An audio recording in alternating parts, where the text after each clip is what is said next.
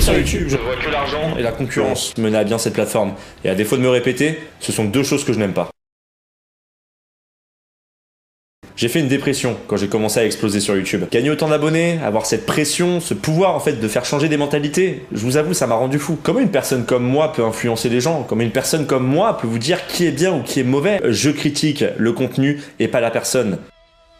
Mais c'est faux. Je me rends compte qu'aujourd'hui, réellement, du tort que j'ai causé aux gens. Parce que YouTube m'a rendu comme ça, sans le vouloir. La critique est importante dans la vie, parce que c'est grâce à la critique des autres qu'on se fait notre propre réflexion sur nous-mêmes. Me rendre compte également de la chance que j'ai. Putain, mais presque 140 000 abonnés, le nombre de personnes qui tueraient rien que pour les avoir. Mais arrêtez de me demander du sang. J'ai assez grandi aujourd'hui pour me rendre compte que ça ne résout rien. Mon image est négative aujourd'hui, j'en ai conscience, même si ça me touche pas plus que ça. Et finalement, cette frustration que j'avais, qui me remplissait de haine, ou même cette idée de vengeance que j'avais, eh bien je l'ai plus. Alors préparez-vous, je vais revenir sur YouTube avec de nouveaux formats bien plus travaillés. Le mea culpa de Sir Gipsy.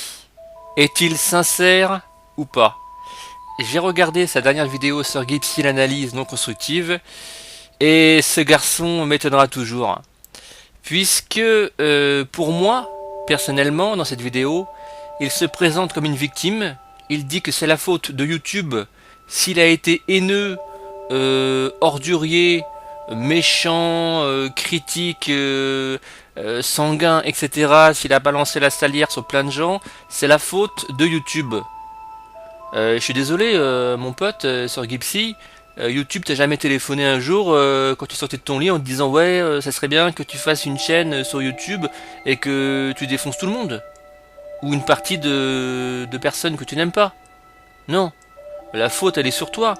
Comme moi, je t'ai insulté de tous les noms, et d'ailleurs je me suis excusé de ça, c'était de ma faute. C'était pas la faute de YouTube. Pour moi, sur Gipsy, dans cette vidéo, où il raconte en gros qu'il a fait des erreurs, qu'il se remet en question, pour moi tout ça c'est pas sincère, puisque si vous regardez bien ses petits copains en tant que Skolaboy et Absol Vidéo, ils sont à plus de 300 000 abonnés, que lui est à peine à la moitié. Et comme disait Antox Skolaboy, il citait des gens proches de lui, et il disait qu'il y avait une certaine jalousie de sa réussite vis-à-vis d'autres personnes qu'il connaissait bien. Et je pense qu'il ciblait Sir Gipsy, puisque Sir Gipsy est jaloux. Faut pas se voiler la face de la réussite d'Antox et d'Absol, qui je vous dis ont plus de 300 000 abonnés, que lui stagne à 130, 140 000 abonnés, et il est rentré dans une espèce de spirale infernale de voilà, je vais essayer de défoncer tout le monde, de jouer le rôle du grand méchant loup, avec du sang partout, puisque mon public aime ça. Mais je pense que Sir Gipsy, avec cette logique, il l'a très bien compris d'ailleurs, il est arrivé à son maximum d'abonnés. Et comme lui, son but c'est de percer, puisque ce n'est plus une passion, entre guillemets, sa chaîne, c'est devenu une rente pécuniaire qui lui rapporte des revenus, et c'est plus la même chose. Voilà. Il faut savoir que Sir Gipsy, son ambition, c'est de percer le plus loin possible sur YouTube, d'en vivre à vie.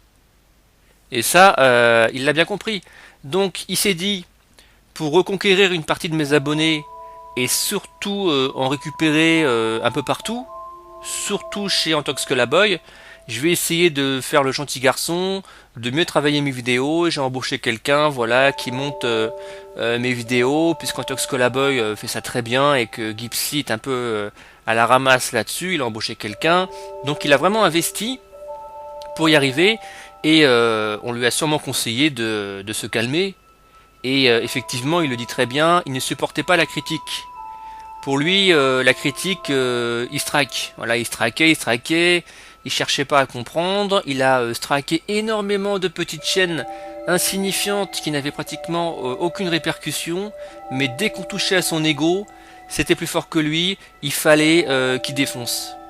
Et pour quelque part se défendre, il dit oui mais vous comprenez, j'ai eu des soucis, j'ai fait une dépression nerveuse parce que voilà, j'ai eu beaucoup d'abonnés d'un coup, mais putain mon pote, t'avais juste à appuyer sur le bouton delete de YouTube et terminé. T'allais travailler, je sais pas moi, dans la vraie vie. Donc faut bien comprendre que Sir Gipsy est pour moi dans une logique commerciale, de marketing, et il essaye d'avoir une meilleure image tout simplement. Il essaye d'être aimé. Mais c'est pas facile de critiquer, de cracher à la gueule du monde en étant aimé de personnes sensées et posées. Ce que plus ou moins Antox Colaboy a réussi à faire. Que Gipsy, lui, il a énormément de gens qui n'attendent que de lui du sang et de la baston. Mais ça, c'est son point faible. Il s'est rendu compte aussi que son public le lâchait de plus en plus, qu'il avait de plus en plus de gens qui n'aimaient pas ce qu'il faisait ou ce qu'il devenait. La preuve dans son avant-dernière vidéo, on passe aux choses sérieuses, où il a supprimé les barres de like et de dislike. Il faut savoir aussi que Sir Gipsy a un ego sur YouTube qui n'est pas facile à gérer pour lui. Voilà. Après, on a tous eu des gros soucis ou des soucis dans nos vies.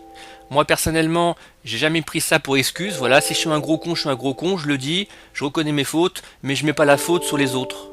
Voilà. Et ça, quelque part, ça prouve aussi, je pense, cette imposture de cette vidéo où il essaye de prouver à son public que voilà, il a changé, qu'il va être meilleur, qu'il va continuer ses critiques, mais de façon plus constructive et plus posée. Mais moi, ce qui m'a toujours gêné dans cette chaîne, c'est déjà, dans toutes ces vidéos, son harcèlement à demander toujours des pouces bleus, des pouces bleus, des pouces bleus, des donations, faites des dons, donnez de l'argent. Ça, je trouve ça vraiment, on ne demande pas quand on a de l'amour propre. Quand c'est une passion, on ne demande pas ça. Si vraiment t'es passionné, tu travailles à côté dans la vraie vie, tu fais ton YouTube, voilà, bah tu demandes rien. Je veux dire, tu fais ça par passion. Tu parles de personnes parce que tu as envie d'en parler. Mais dès que tu touches le niveau pécunier, c'est terminé. Et je pense que Sir Gipsy est rentré dans sa propre spirale infernale qui fait que c'est le serpent qui se mord la queue et ses principaux potes commencent à le lâcher. Il aura beau essayer de faire des montages vidéo de qualité, de devenir autre chose, à l'intérieur de lui, ce sera toujours le même. Mais je vous dis, il essaye juste d'arranger sa façade de chaîne pour la rendre plus propre et plus productive pour aller le plus loin possible. C'est tout. Et c'est une tactique de marketing qui, je pense, va marcher plus ou moins. Mais sur le long terme, sur Gipsy, ça reste un critique salé. Et s'il essaye de toucher une autre partie d'une communauté YouTube plus sensée, plus respectable, il va avoir un gros problème avec sa communauté de base. Ils vont se confronter. Et pour finir, quelque part, Sir Gipsy s'est toujours proclamé le dénonciateur de toutes les dérives de YouTube, de l'argent facile, du marketing, du spam, des gens qui font n'importe quoi et que ça rapporte. Et je pense qu'il est rentré dans une espèce de folie, de jalousie, d'argent facile aussi, puisque voilà, maintenant il gagne des sous. Et ça, tant mieux pour lui. Moi, je trouve ça, si les gens donnent, c'est qu'ils l'aiment. Il faut pas juger ça. Chacun son personnage, chacun il est comme il est. Mais il est rentré dans tout ce qu'il dénonçait sur YouTube depuis des années. Et je pense qu'il est arrivé à saturation et au bout du tunnel. On verra comment il va évoluer. Les vidéos, les montages forcément vont être de meilleure qualité. Mais est-ce que le vrai Sir Gipsy restera? Ou sera-t-il obligé de s'effacer, de devenir plus polissé? Comme au tout début de ses vidéos, c'était un gars qui arrêtait pas d'insulter. Il s'est vachement calmé, mais là, il va devenir, s'il continue comme ça, un vrai bisounours. Pour gagner du public. Est-ce qu'il va en gagner plus qu'il va en perdre? Nous verrons bien. Merci beaucoup et à bientôt.